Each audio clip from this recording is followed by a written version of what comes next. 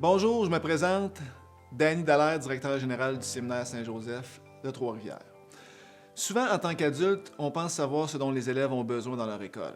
Donc, avec nos lunettes d'adulte, on fait les investissements nécessaires.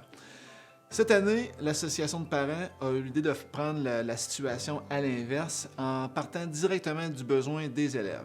Donc, ce que l'association de parents a décidé de faire à l'automne 2021, c'est d'investir 10 000 $ pour répondre aux besoins des élèves.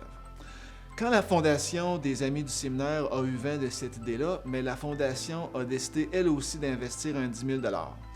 Et le concept était assez simple, les élèves devaient venir présenter leur projet, et c'est vraiment important de le mentionner, c'est les élèves qui présentaient le projet et non les membres du personnel.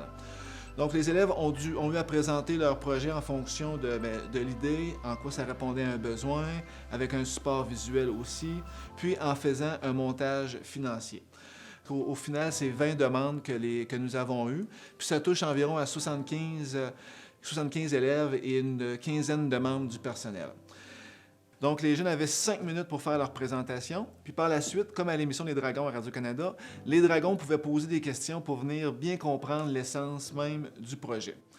Oui, ça a été stressant, mais par la suite, quand les jeunes ont appris qu'ils avaient leur montant pour réaliser leur projet, mais c'est sûr que ça rend l'expérience encore plus gratifiante et plus riche pour eux autres.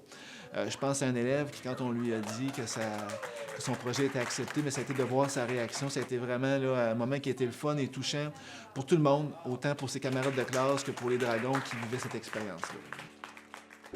C'est facile de dire l'école devrait faire ci, l'école devrait investir dans tel projet, mais là, on a vraiment donné la chance aux élèves de le faire.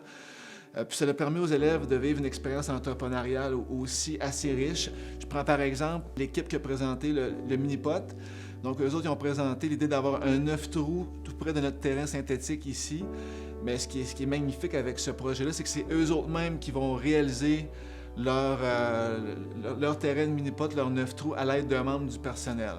On a un studio verre et art. En fait, ce qu'on souhaite, c'est d'avoir un studio là, à la fine pointe de la technologie pour venir répondre aux besoins des élèves qui auraient ça comme intérêt. On a aussi nos salles de récréation qu'on veut venir bonifier pour les pauses, le salon des finissants.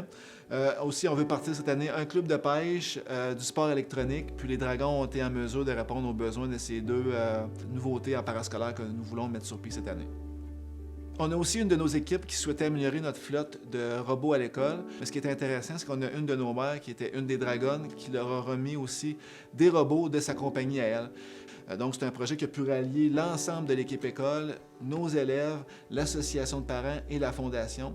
Donc, tout le monde, au bout du compte, va y gagner. Pour les élèves, ce qui est le fun, parce qu'on vient répondre directement à leurs besoins en bonifiant nos infrastructures et notre offre en parascolaire. Pour l'association de parents et la fondation, on vient répondre directement aux besoins exprimés par les élèves.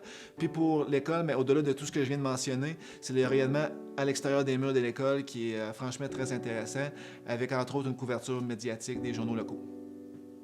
On a déjà hâte aux prochaines éditions pour voir comment les élèves vont nous surprendre avec leurs idées qui, espérons-le, vont façonner un milieu de vie qui est marquant et à leur image.